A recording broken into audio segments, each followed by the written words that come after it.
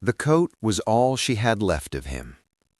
Keisha Morrison, 12 years old, stood at the bus stop on December 23, 2006, clutching the worn leather jacket against her chest. Her father had died 3 months ago. Heart attack at 43, right there in his auto shop. One moment fixing an engine, the next moment gone. The jacket still smelled like him, Old Spice cologne and motor oil, and something else, something that was just Dad. She wore it every single day now, slept in it most nights, wrapped around her like armor against a world that suddenly felt too big and too cold. Her mother said she needed to let go, move forward, stop clinging to the past. Keisha couldn't. This jacket was the last piece of Marcus Morrison that still existed in the world. Everything else was just memories that got blurrier every day. The morning was brutal. Chicago winter, the kind that cuts through skin straight to bone. 15 degrees, wind chill making it feel like 0.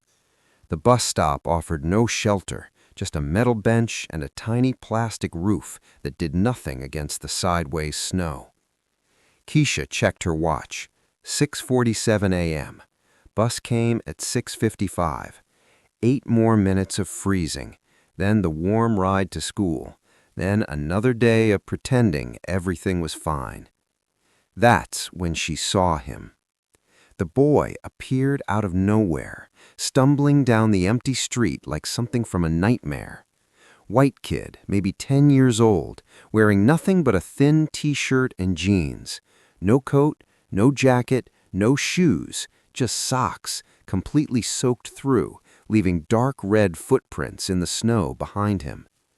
Keisha's breath caught. Those weren't water stains. That was blood. The boy made it another 10 feet before his legs gave out. He collapsed face first into the snow at the bus shelter, 3 feet from where Keisha stood frozen in shock. She dropped her backpack and ran to him. Hey, can you hear me?" Up close, he looked even worse. His lips were blue-purple, the color of deep bruises. His whole body shook with violent tremors. His hands were gray, literally gray, like the blood had stopped reaching his fingers entirely. She grabbed his shoulder, rolled him onto his back. "Hey, stay with me. What's your name?" The boy's eyes fluttered open, tried to focus on her face. His mouth moved, but no sound came out, just frozen breath in small clouds. Keisha looked around desperately. The street was completely empty. Not a single car, not a single person, just rows of dark houses with curtains drawn against the cold. 6:47 a.m. on December 23rd. Everyone was inside, warm, safe. Nobody was coming. The boy's eyes started to roll back. His shaking was getting weaker. That was bad. Keisha knew enough from watching medical shows with her mom. When you stopped shivering, that meant your body was shutting down. That meant you were dying. She looked down at her father's jacket. The leather was thick, lined with wool, heavy, warm. It had kept her alive these past 3 months. Not physically, but emotionally, spiritually. This jacket was her grief and her comfort and her connection to the man who'd taught her everything about being good. The boy's breathing got shallower. Keisha made a decision that would change 2 lives forever. Her hands shook as she unzipped the jacket. The cold hit her immediately, even through her hoodie and t-shirt. She'd been warm a second ago. Now she felt naked, exposed, vulnerable in a way that had nothing to do with temperature. She pulled the jacket completely off, felt her father slip away, felt like she was losing him all over again. Then she wrapped the leather around the shivering boy, worked his arms through the sleeves, zipped it up to his chin. The jacket was huge on him. It swallowed his small frame, but it was warm, and warm meant alive. "Stay with me," Keisha whispered, pulling the collar up around his neck. "Please, just stay with me." The boy's eyes opened a little wider, some awareness coming back. "Cold," he managed, just that one word. I know, but you're going to be okay. I promise. I'm going to help you. What Keisha didn't know, that promise would echo for 18 years. That boy would spend nearly 2 decades searching for the girl who saved him. And when he finally found her, he'd give her back everything she'd lost and more. But first, they both had to survive what came next. The boy was Thomas Webb. He was 10 years old, and he'd been running for 3 days straight. His stepfather, Derek Webb, had always been mean, but mean had turned into dangerous 6 months ago. The hits got harder, the punishments got longer, the rules became impossible to follow because they changed every day based on Derek's mood and how much he'd been drinking. 3 days ago, Derek broke Thomas's arm during a lesson about respect, grabbed it, twisted it, kept twisting even after Thomas heard the snap, even after Thomas screamed. Derek just smiled and said, "Now you'll remember." Thomas waited until Derek passed out drunk that night. Then he ran. No plan, no destination, no supplies, just the clothes on his back and the desperate knowledge that if he stayed, Derek would eventually kill him.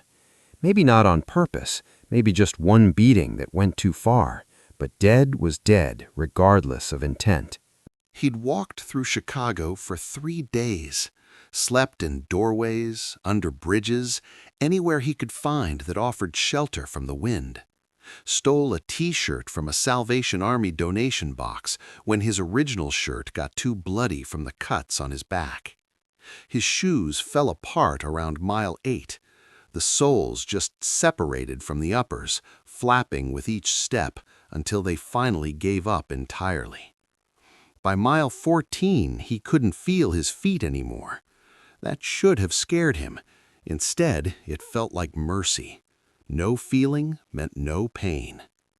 He'd walked through the night, didn't know where he was, didn't care, just knew he couldn't stop moving, because if he stopped, he'd freeze. Basic survival instinct overriding exhaustion. Then he saw the bus shelter, and the girl standing there, and his body decided it was done, just completely done, let him collapse in the snow, and started the process of shutting down. Now he was wrapped in leather that still held her body heat. The warmth was almost painful at first, like his frozen skin was waking up and screaming. But underneath the pain was something else, something he hadn't felt in so long he'd almost forgotten what it was called. Safety. "What's your name?" The girl's voice cut through the fog in his head. Thomas managed to focus on her face. She was black, maybe 12, with her hair in 2 long braids. She wore a thin hoodie that was already soaked through from the snow. She was shivering now, hard, because she'd given him her jacket. "Thomas," he whispered. His voice sounded broken. "I'm sorry. I'm so sorry." "For what?" "Your jacket. You're going to be cold now." The girl smiled, but her eyes were full of tears. "I'll be okay. The bus comes in like 6 minutes. I can make it 6 minutes." Thomas looked at her more carefully, really looked. She was crying, and it wasn't from the cold.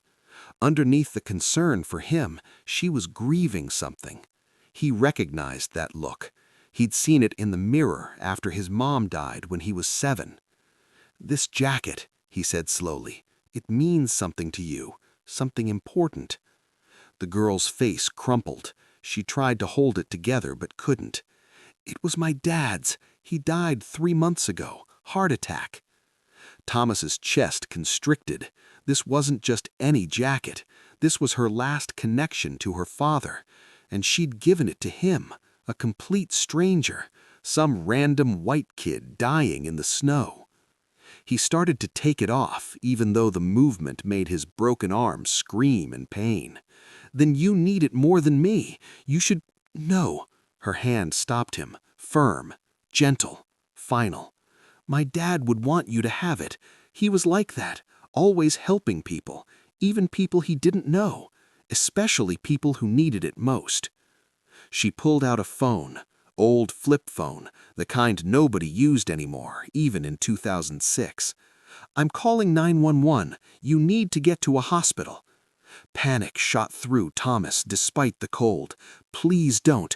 They'll ask questions. They'll find out where I came from. They'll send me back to him." Back to who? My stepdad. Thomas's voice cracked. Please, he'll kill me. I know everyone says that, but I really mean it. He'll actually kill me this time. The girl saw the bruises then. They were everywhere once you knew to look. Purple and yellow marks across his neck, shaped like fingers. Older yellow-green bruises on his arms. The way he held his left arm suggested it was badly hurt, maybe broken. Who did this to you? Her voice was quiet but fierce. Derek, my stepdad. My mom died 3 years ago. He married her when I was 6, acted nice until the wedding was over. Then he stopped pretending. Tears ran down Thomas's face, freezing halfway down his cheeks. Please, I know you don't know me. I know I'm asking too much, but please don't call. I'll just go. I'll figure something out. I won't. You can't go anywhere, the girl cut him off. You can barely stand, and your feet. She looked down at his blood-soaked socks. Oh, God, your feet. She was quiet for a moment, thinking. Then she made a decision. My mom works at Mercy Hospital. She's a nurse, night shift. I'll take you there. She'll know what to do. She'll help you. Your mom won't get in trouble?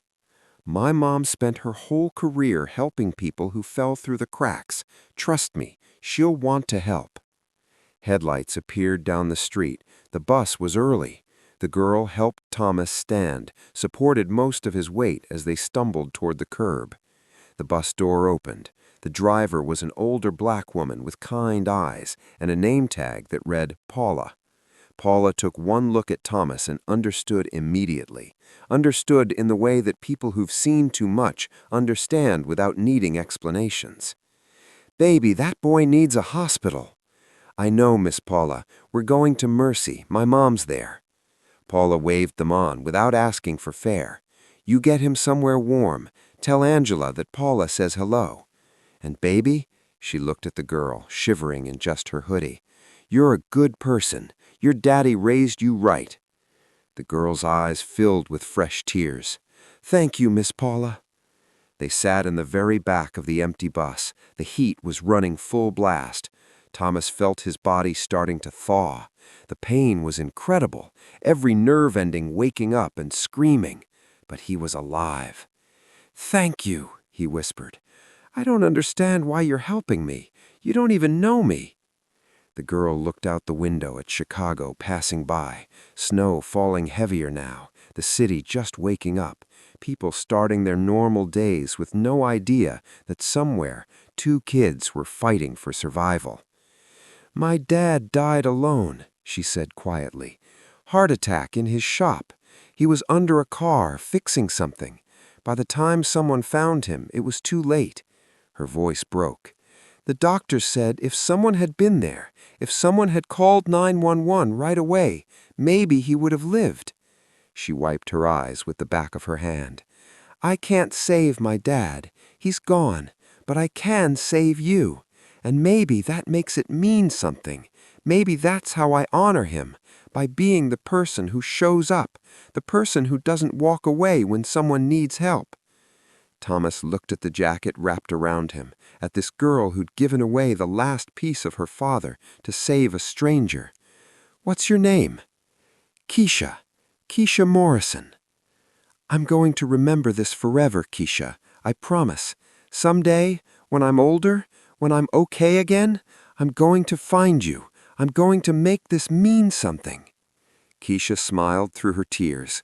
Just get better. That's all I want. Just survive this and have a good life. That would be enough.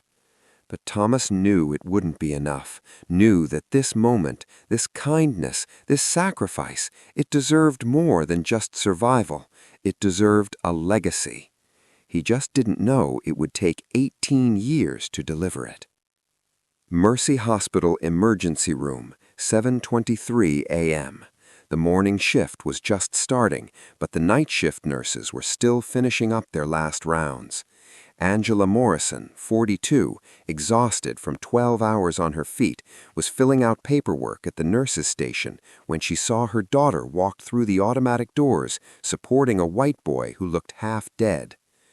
"Keisha, baby, what—" "Mama, he needs help right now. Please."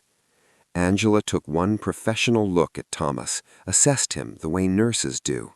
Hypothermia, frostbite, malnutrition, dehydration, possible broken bones, definite trauma. This was a child in critical condition. "Get him to trauma 2. Angela's voice shifted into nurse mode, calm, authoritative. "Someone page Dr. Rashid. Tell him we have a pediatric hypothermia case, severe." The next 4 hours blurred together. Thomas was stripped of his wet clothes. The jacket was carefully set aside. Warming blankets, IV lines, heated oxygen, blood work, X-rays. The broken arm was confirmed. 2 cracked ribs, 8 toes with frostbite, severe dehydration. His core body temperature was 89 degrees. Normal was 98.6. He was clinically hypothermic. DCFS was called, the Department of Children and Family Services, standard protocol for a child presenting with clear signs of abuse.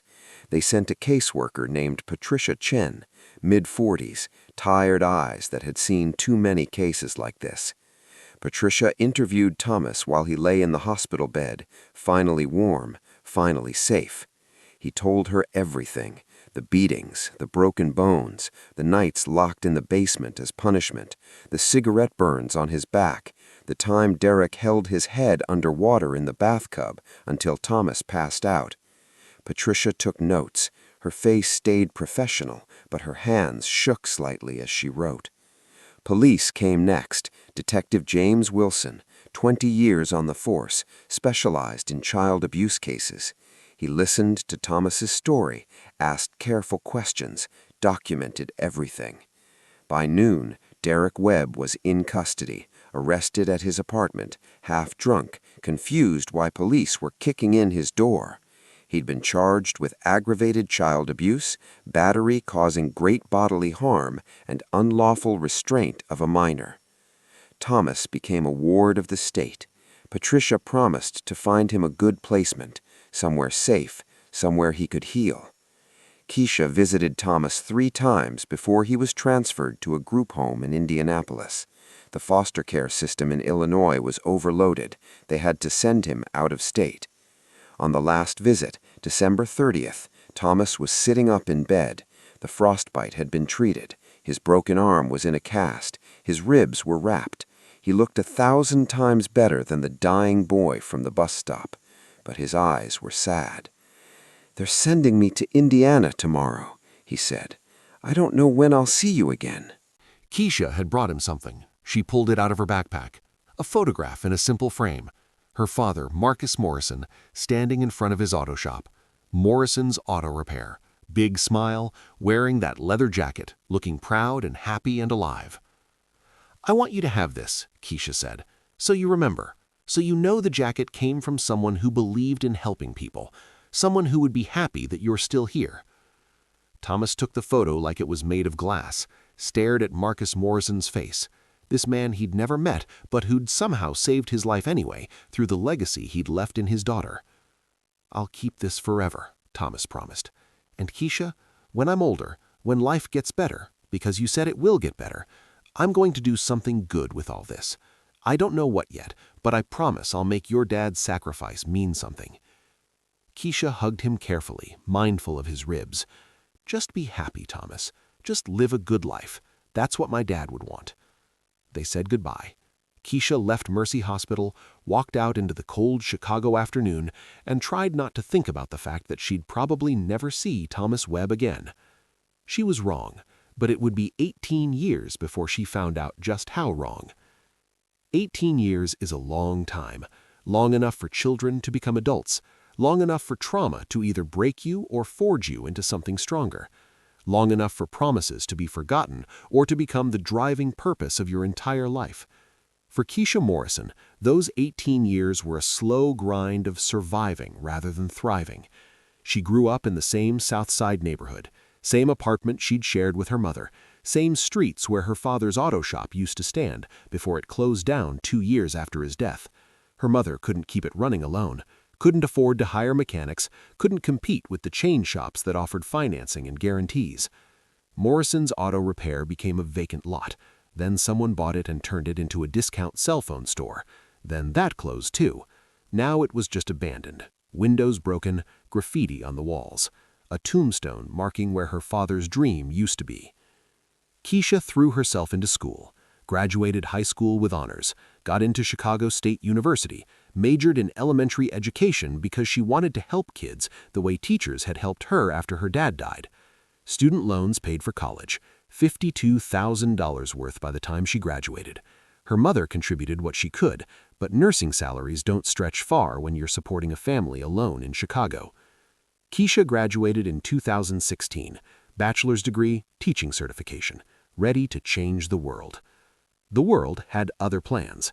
She applied to 47 teaching positions over 3 years, got 2 interviews, 0 offers. The rejection emails were always polite. We've decided to go with a candidate whose qualifications more closely match our needs. We'll keep your resume on file for future opportunities. Keisha knew what that meant. Too qualified meant they'd have to pay her more than they wanted to spend on a first-year teacher. Not qualified enough meant she didn't have the master's degree or the experience they were really looking for. So she took the only job she could get, educational assistant at Lincoln Elementary School on the South Side. Salary, $34,000 a year before taxes. No benefits the first year. After that, basic health insurance with a $6,000 deductible that meant she basically still couldn't afford to go to the doctor. Her official responsibilities were vague: support the educational mission of the school. In practice, that meant doing everything nobody else wanted to do. Organize the supply closet, cover lunch duty when teachers were sick, break up fights, comfort crying kids, make photocopies, laminate worksheets, wipe tables, lock doors, unlock doors, smile and say yes, of course, when asked to stay late or come in early. She was useful, reliable, invisible. Meanwhile, the bills never stopped coming. Her mother's house was falling apart. The furnace died in 2019, cost $7,000 to replace. Keisha and her younger brother Marcus, named after their father, split it, $3,500 each. Keisha was still paying it off in monthly installments 3 years later. The roof started leaking in 2020, $12,000 for repairs. Her brother had lost his job during the pandemic. Keisha took out a personal loan at 18% interest, still paying that off too. Student loans were $340 a month. Rent on her 1-bedroom apartment was $1,100. Car payment, insurance, gas, groceries, phone, internet. Every month, more bills than money. Every month, falling a little further behind. She'd sold everything valuable years ago: her dad's tools from the shop, her grandmother's jewelry, her laptop and TV during a particularly bad month in 2018 when she had to choose between electricity and eating. But there was one thing she'd never sold, one thing that stayed in her wallet no matter how desperate things got: the photograph of her father.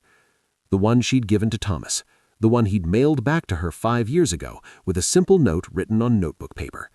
Dear Keisha, I'm doing better now, living in a good place, going to college, learning how to be okay. I thought you should have this back. Your father's jacket saved my life. I haven't forgotten. I never will. Thank you for everything. Thomas Webb. No return address, no phone number, no way to contact him, just the photo and the promise that he was alive and okay. Keisha kept that photo in her wallet, looked at it when things got really bad, when she was lying awake at 3 a.m. doing math in her head and realizing she was $300 short for all her bills this month, when she opened her fridge and saw nothing but condiments and a questionable leftover from a week ago. The photo reminded her that at least she'd saved one person. At least her father's sacrifice meant something. At least there was one good thing in the world that she'd helped create, even if she couldn't save herself. December 15th, 2024. A Tuesday. Keisha Morrison, now 30 years old, stood in the supply closet of Lincoln Elementary School counting pencils. This was technically the school's secretary's job, but the secretary was out sick, so of course it fell to Keisha. Educational assistant, the job title that meant everything and nothing. She counted mechanically. 47 pencils. Need to order more. Check the budget. See if there's money. There's never money, but check anyway. Her phone buzzed. Her mother. "Baby, did you pay the gas bill? They sent another shut-off notice." Keisha closed her eyes. Deep breath. "I paid half, Mama. I'll pay the rest on Friday when I get paid." "That's what you said last month. We can't keep doing this. The house is falling apart. I don't know how much longer."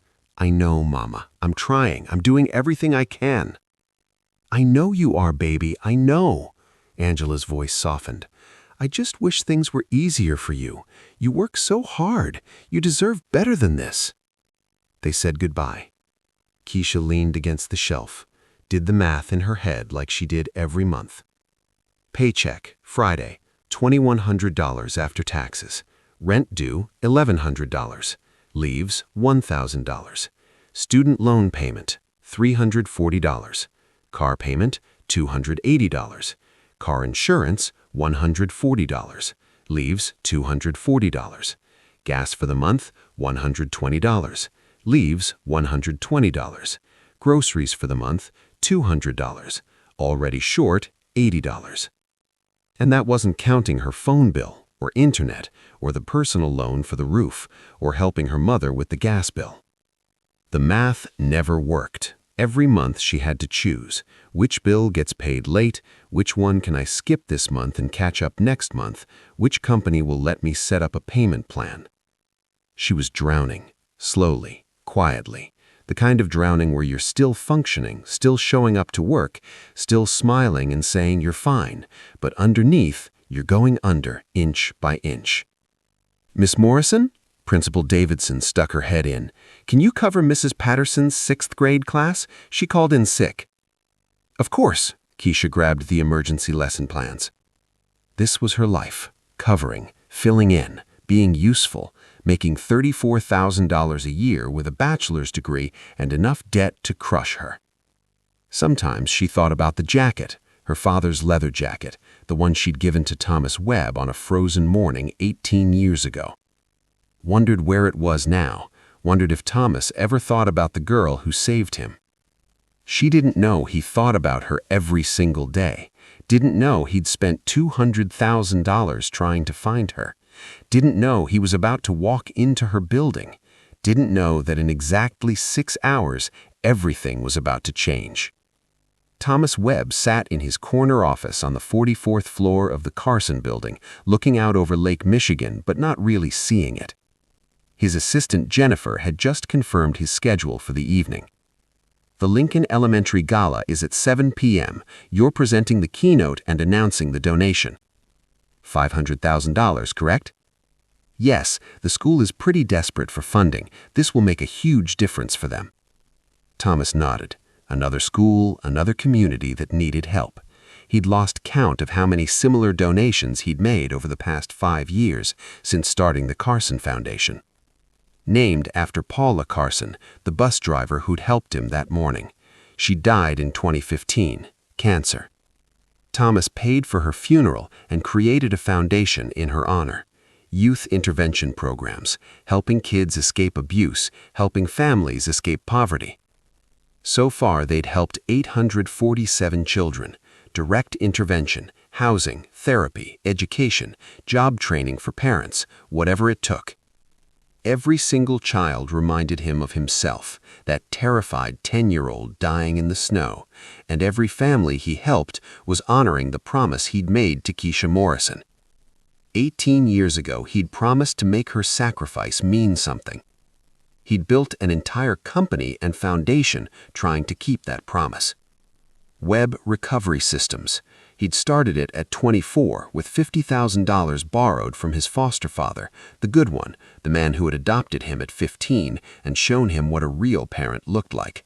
The business provided debt recovery services, but with a twist. They actually helped people instead of destroying them.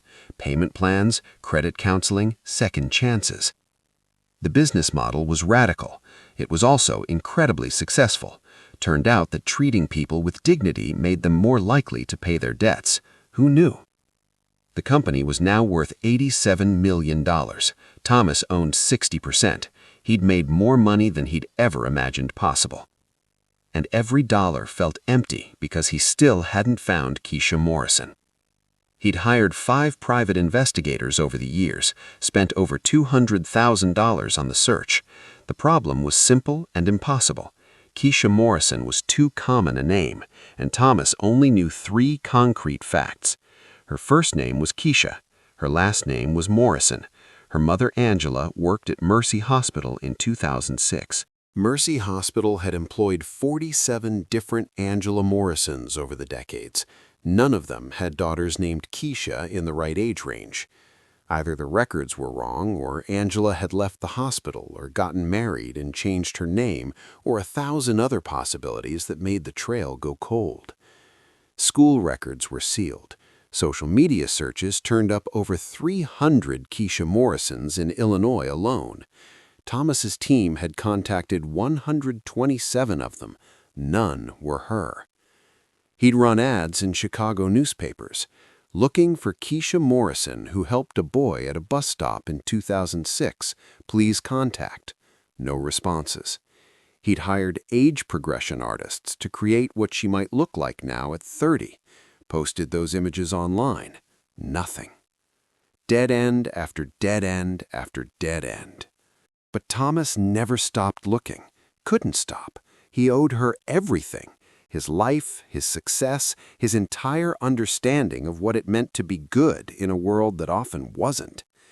He kept the jacket in his office, in a climate-controlled display case. The leather was deteriorating, despite preservation. 18 years of wear. But it was sacred, the physical proof that kindness existed, that someone had seen him dying and chosen to save him even when it cost her everything. Next to the jacket was the photograph, Marcus Morrison, Keisha's father, the man whose sacrifice had rippled through time to save a boy he'd never met. Thomas touched the glass case gently. "I'm still looking, I promise. I haven't given up."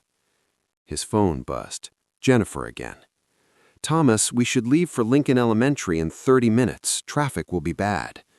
"I'll be ready." He didn't know Keisha Morrison worked at Lincoln Elementary. Didn't know she'd been there for 8 years. Didn't know that tonight he'd finally walk into the same room as the girl who saved him. Didn't know that she'd hear his speech and walk away because she was too ashamed of who she'd become. Didn't know that a dropped name tag would change both their lives. Sometimes the universe takes 18 years to answer a prayer. Sometimes you find each other in the last place you'd think to look. Sometimes the girl who saved you is standing 20 feet away, hiding in the shadows, thinking she's not worthy of being found. The Lincoln Elementary Gymnasium was transformed for the gala. Someone had done their best with a limited budget. Streamers in school colors, folding tables with white tablecloths, a small stage at the front, 200 chairs arranged in rows. The Carson Foundation had funded events like this before. Thomas knew the drill. Local press would show up, school board members would give speeches, he'd present the check, everyone would applaud, photos would be taken. The school would get money they desperately needed. He'd feel good about helping. Then he'd go home to his empty penthouse and keep searching for Keisha Morrison. The same cycle for 5 years. Keisha Morrison wasn't supposed to be at the gala. This was for real staff, teachers, administrators, people whose names were on the website, not educational assistants who made $34,000 a year and cleaned up other people's messes. But Principal Davidson needed someone to manage coat check, and of course, that someone was Keisha. "I really appreciate you helping out," Davidson said, not quite looking at her. "We're short-staffed tonight."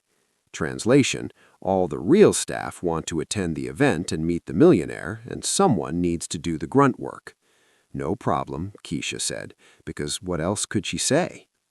So there she was at 6:30 p.m., standing in the converted closet near the gym entrance, setting up hangers, arranging the coat check tickets.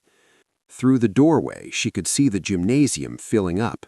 Teachers in their best clothes, excited chatter about the $500,000 donation. Can you believe it? $500,000! I heard the CEO is only 28, built his company from nothing.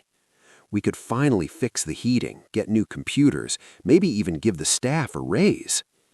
Keisha hung coats mechanically, smiled politely. Thank you, enjoy the event. Nobody looked at her. She was furniture, the help. At 7 p.m. sharp, Thomas Webb arrived. Keisha was reorganizing hangers, her back to the entrance, didn't see him walk past, didn't notice the small crowd that formed around him. People wanting to shake his hand, thank him, network. Thomas was gracious, shook every hand, made small talk, but his mind was elsewhere, still thinking about Keisha Morrison, still wondering if tonight's donation would somehow lead him to her, if maybe someone at this school knew someone who knew someone. He'd been chasing ghosts for 18 years. You'd think he'd have learned to let go by now. He stepped onto the stage at 7:15. The room quieted. 200 faces turned toward him. Good evening. I'm Thomas Webb, founder of the Carson Foundation. In the coat closet, Keisha froze. That voice. She knew that voice. She turned slowly, looked through the doorway, saw the stage, saw the man standing there in an expensive suit, confident and successful and completely different from the dying boy she'd saved. But the eyes were the same, and the voice. Her hand started shaking. 18 years ago, Thomas continued, his voice carrying across the gymnasium, I was dying in the snow, hypothermic, frostbite, broken bones from abuse. I'd been running from my stepfather for 3 days. I thought I was going to die at that bus stop. The room was completely silent now, everyone listening. A stranger saved my life, a 12-year-old girl. She gave me her father's jacket, the jacket you see here. He pointed to a projection screen. Marcus Morrison's jacket appeared, displayed in its glass case. Keisha's breath stopped. She gripped the doorframe to keep from falling. That jacket belonged to her father, Marcus Morrison. He died 3 months before. It was all she had left of him, the last physical connection to the man who'd taught her everything about being good in the world. Tears streamed down Keisha's face. She wanted to look away, but couldn't. And she gave it to me, a complete stranger, asked for nothing in return, just saved my life because it was the right thing to do. Thomas paused. Let that sink in. I've spent 18 years trying to find her, to thank her, to show her that her kindness didn't just save my life, it changed it. Everything I built, every child we've helped through this foundation, every dollar we've donated, it all started because Keisha Morrison chose compassion over grief. The name echoed through the gymnasium, through Keisha's entire body. He was still looking for her, after 18 years. If anyone knows Keisha Morrison, Thomas said directly to the crowd, please, I'm still searching. I need to thank her. I need her to know that her father's sacrifice didn't end with me. It's still saving lives today. The crowd murmured, moved, some people wiping their eyes. Thomas continued with his presentation, announced the $500,000 donation, talked about programs and goals and impact. The crowd applauded, asked questions, stood to thank him. Keisha stood frozen in the coat closet, 20 feet away, tears pouring down her face.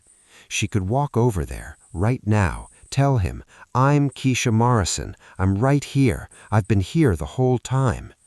But she looked down at herself, Discount store dress pants, old sweater, scuffed shoes, name tag that said educational assistant like it was an apology. And she looked at him, successful, wealthy, confident, surrounded by important people who wanted pieces of his time. He was searching for the girl who saved him, the hero of his story, the person who represented everything good in the world. She wasn't that girl anymore. She was broke, struggling, drowning in debt, working a job that paid poverty wages despite her education. The girl he remembered was brave and selfless. The woman she'd become was just tired. Keisha grabbed her purse, slipped out the side door while everyone was focused on Thomas, walked to her car in the dark parking lot, sat behind the wheel and cried. She'd been 20 feet from him, from the boy she'd saved, from the man who'd spent 18 years searching for her, and she'd walked away because she was ashamed of what she'd become. What she didn't know, she'd left something behind. Her employee name tag. It had fallen from her purse when she grabbed her coat. Principal Davidson found it at 9:30 p.m. after most people had left. She picked it up, saw the name, noticed Thomas Webb still talking to a few teachers by the door. "Mr. Webb, someone dropped this." Thomas glanced at it politely, ready to say thank you and set it aside. Then he read the name. Keisha Morrison, Educational Assistant, Lincoln Elementary School. Time stopped. His hands started shaking so badly he almost dropped the tag. "Who is this?" His voice barely worked. "Who is Keisha Morrison?" Davidson looked confused. "That's Keisha. She works here. She was running coat check tonight. Why?" Thomas grabbed Davidson's shoulders. Didn't mean to be aggressive, but couldn't control himself. "Where is she? Is she still here?" "No, she left about 30 minutes ago. Mr. Webb, what's wrong?" "I've been searching for her for 18 years. Davidson's eyes widened as understanding hit. "Oh my God, she's the girl, the one from your speech. She's the one who saved you." Thomas nodded, unable to speak. He looked at the name tag like it was a miracle, like it was proof that prayers got answered even when you'd stopped believing. "Do you have her address, phone number, anything?" "I have her personnel file in my office." "Show me, please." 10 minutes later, Thomas sat in his car holding a piece of paper with Keisha's address, a modest apartment building on the south side, 20 minutes from where he was sitting. He could go there right now, knock on her door, tell her he'd been searching. But it was 10 p.m. You don't show up at someone's apartment at 10 p.m. That was creepy. That was wrong. He'd waited 18 years. He could wait until morning. He drove home, didn't sleep, held the name tag all night, stared at it. Keisha Morrison, Educational Assistant. She'd been here the whole time, working in a school he'd just donated to, living 20 minutes from his office. How many times had he driven past her? How many times had they been in the same neighborhood, the same stores, the same city, completely unaware? At 6 a.m., he couldn't wait anymore. He went to Lincoln Elementary, parked outside, waited for someone to arrive. At 7:15, a janitor opened the building. Thomas followed him in. "I need to speak to Principal Davidson. It's urgent." The janitor called Davidson. She arrived at 7:45, looking concerned. "Mr. Webb, what's wrong?" "I need to see Keisha Morrison, now, today, please." Davidson studied his face, saw the desperation, the need, 18 years of searching written in his eyes. "She usually arrives around 7:30. Wait in my office." Thomas waited. Every second felt like hours. At 7:58 a.m., Davidson opened her door. "Keisha's in the supply closet. Come with me." They walked through empty hallways. Thomas's heart hammered. His hands shook. After 18 years, he was about to see her. Davidson knocked on the supply closet door. "Keisha, can you come to my office, please?" Keisha's voice from inside. "Did I do something wrong?" "Just come with me." Keisha emerged, looking worried, saw Principal Davidson, saw Thomas Webb standing behind her, saw her entire world shift. Time collapsed. 18 years vanished. 2 people, 1 coat, 1 promise kept. "Keisha?" Thomas's voice broke. "Is it really you?"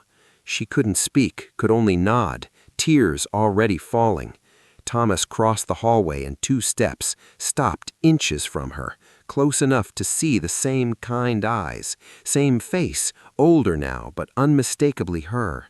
"I've been looking everywhere," he whispered, "everywhere, and you were here the whole time. I heard your speech last night. I was there, in the coat closet. Why didn't you say something? Because look at you," her voice cracked. "Look at what you became, and look at me. I'm nobody.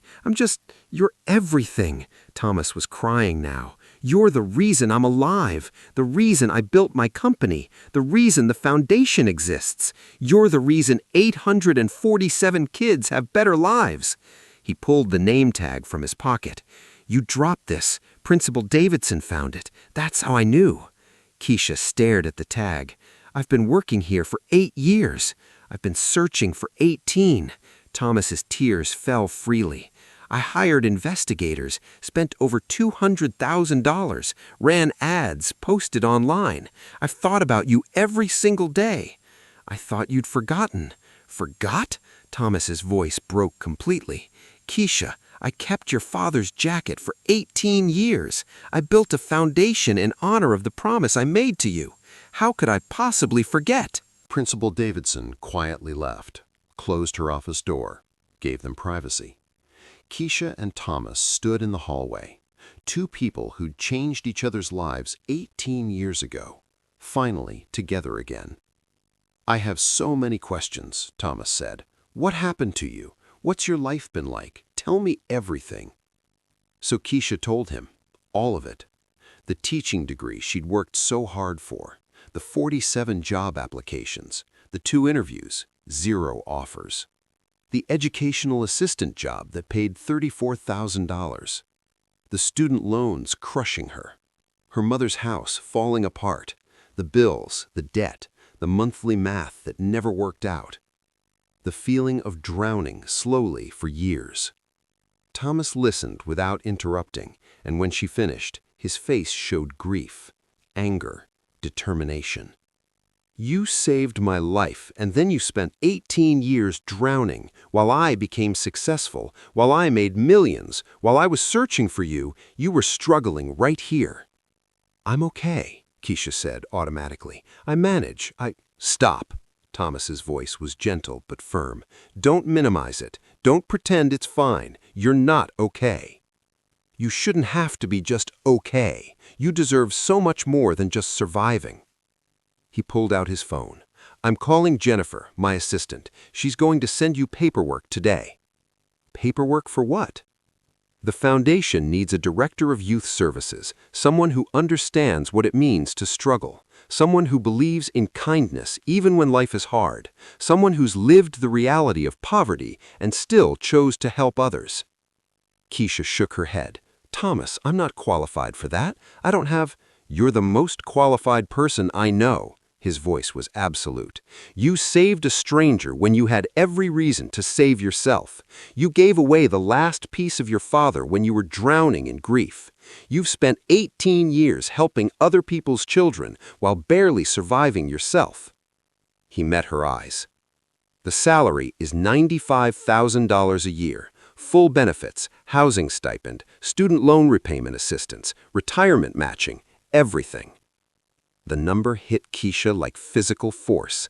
She had to sit down, literally had to find a chair before her legs gave out. $95,000, she whispered. "Starting salary.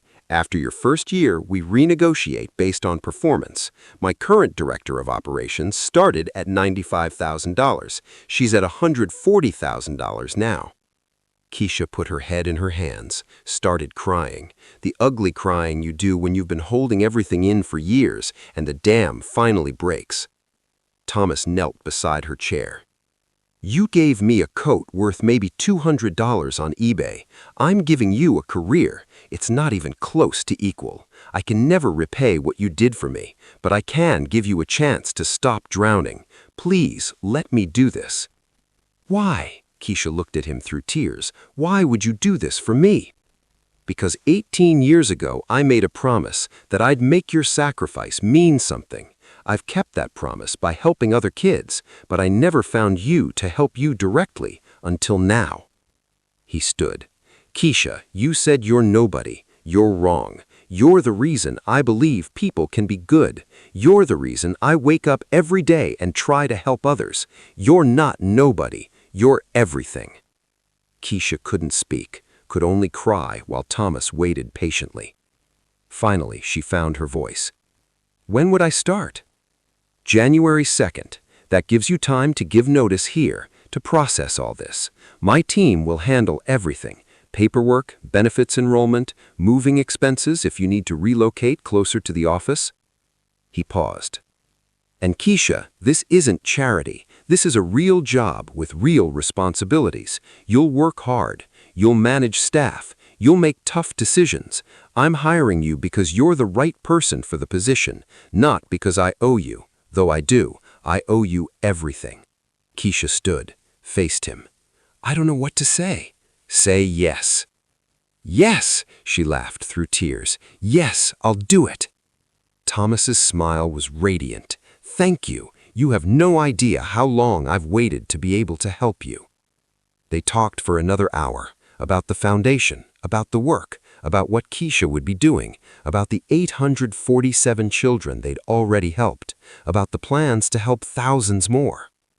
About how all of it started with a leather jacket and a freezing morning and a choice to be kind. When Keisha finally left the building, she sat in her car and called her mother. "Mama, something happened, something impossible." She told her everything. Angela Morrison cried, laughed, praised God, thanked Marcus up in heaven. "Your daddy would be so proud, baby, so proud." Keisha looked at the photograph in her wallet. Her father, wearing the jacket, smiling. For the first time in years, she felt like everything was going to be okay. 5 years later.